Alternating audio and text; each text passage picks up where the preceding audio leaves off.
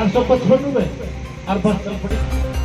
सारी बस में चर्चा होगी भाई कितना बढ़िया आदमी, इस तरीके के जो आदमी है वो रह रहे हैं तो दुनिया या देश का धर्म नाश हो जाए। अब कंवरलाल यादव ने हिसाब लगाया, इसमें तुम तो प्राइवेट के लिए करो, तुम खुद नौकरी से निकाल रहे हो और हालत की हो रही है सब कुछ को बेचता रहे। और फिर सबसे ज्यादा राष्ट्र भगत, देश भगत आदि आदि बहुत सारे इन्होंने अपने आप ही उपाधि ले रखी। इनकी हालत ये है, वो बस में जा रहा थे, उसने कहा भाई कंडक्टर ने टिकट लेने के लिए उसने जेब में हाथ मारा। कंवरलाल यादव जैसे हमारा बड़ा शरीफ मानस था, उसकी जेब कट गई।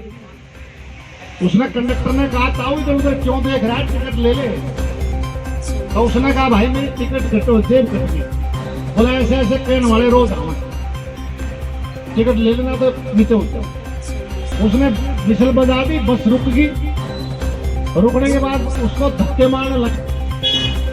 वो महिला रेलवे स्टेशन पर मरी हुई है, उसका छोटा बच्चा उस कंबल को बार बार खींच रहा है। वो इस सदी की सबसे ज्यादा हृदय विदारक तस्वीर है। और उससे पहले बहुत लोग मर गए, लेकिन एक शब्द भी उनके लिए नहीं कहा कि भाई ये तो मरे हमारी मूर्खता से बचे मरे। इसलिए इस कोरोना की आड़ में सारा कुछ कर रहे हैं ये लोग, और हमारी थोड़ी है। 5000 ये संक्रांति को पता होगा, जो कंप्यूटर टीचर लैब साइड थे वो पिछले महीने निकाल दिया उनको। आपको दोबारा आगे वो तो मालूम नहीं। तो वो भी साथ में किसान संगठन है, किसान यूनियन के वो चुड़ानी थे, तो गुरनाम सिंह, मास्टर शेर सिंह, वो भी आए।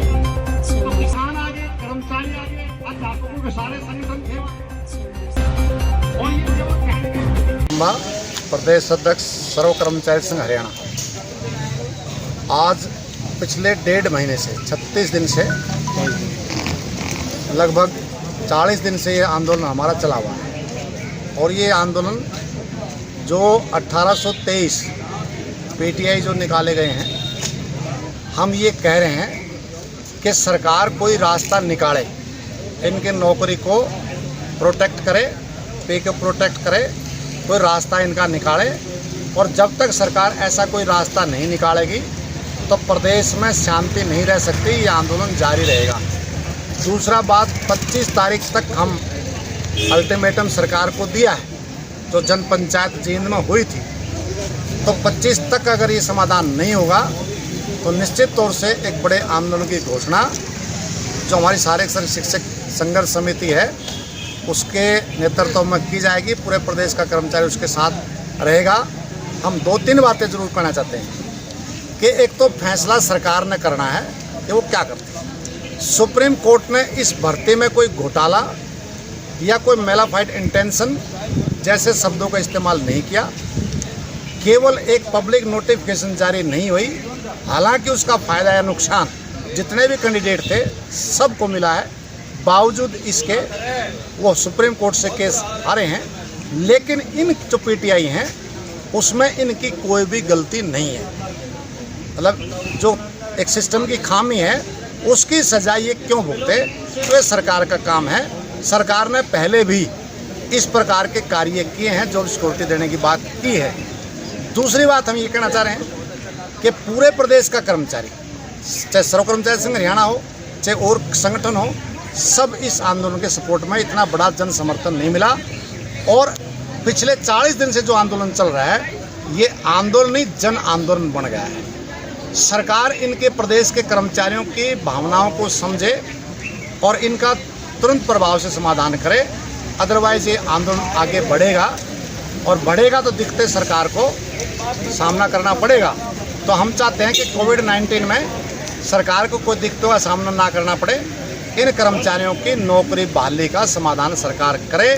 अगर नहीं करेगी तो फिर कर्मचारियों के पास आंदोलन के विकल्प के अलावा कोई चारा शेष नहीं बचेगा। सर, जैसे कि आज आपने ये हवन भी करा है और उससे पहले आपने खट्टर साहब का वो पुतला भी जलाया था, इससे सरकार पे क्या असर पड़ेगा और आप इसके बारे में क्या कहना चाहेंगे? ये सब मोदी जी से सीख रहे हैं हम तो। उन्होंने कोरोना भगाने के लिए थालियां बजवाई थी, तालियां बजवाई थी, बत्ती बंद करवाई थी, दिए जलाए थे। तो जैसे वो शिक्षा दे रहे हैं, अब हमारी थालियों से भी दिक्कत हो रही है सरकार को। किसी मिनिस्टर के पास, एमएलए के पास ज्ञापन देने जाते हैं तो पहले ही पूछते हैं। तो ये जो बातें हैं जो सरकार कर रही है, तो हम ये करेंगे, कोरोना योद्धा बताया करते, उन कोरोना योद्धाओं की भी छटनी हो रही है। 11,000 बैंक के कर्मचारी नौकरी से निकाले जा रहे हैं। तो ये जो ड्रामेबाजी है, सरकार इसको छोड़े।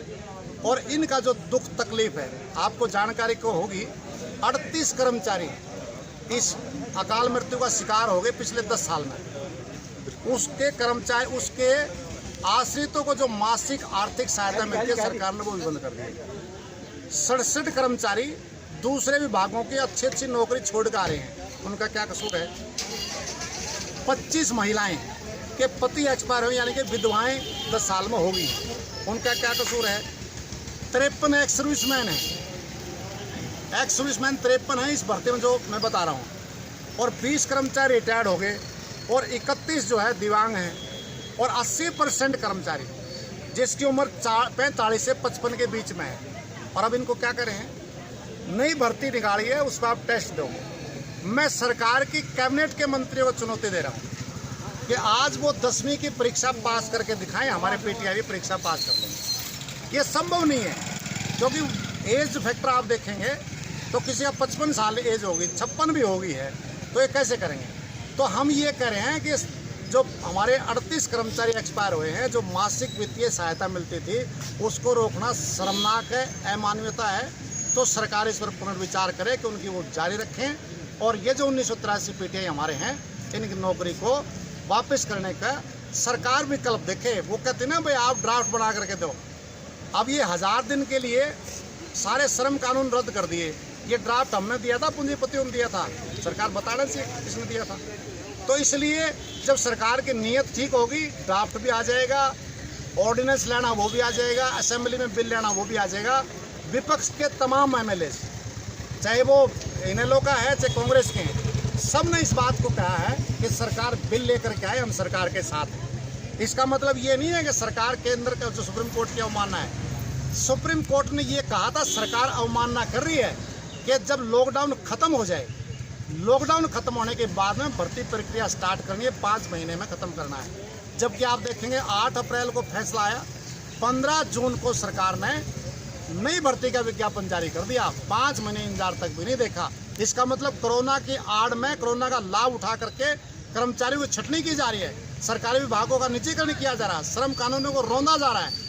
और भाषण चल रहे हैं कि मिट्टी सौगंध के खाते देश को नहीं बिकने देंगे। और देश कैसे बिकेगा?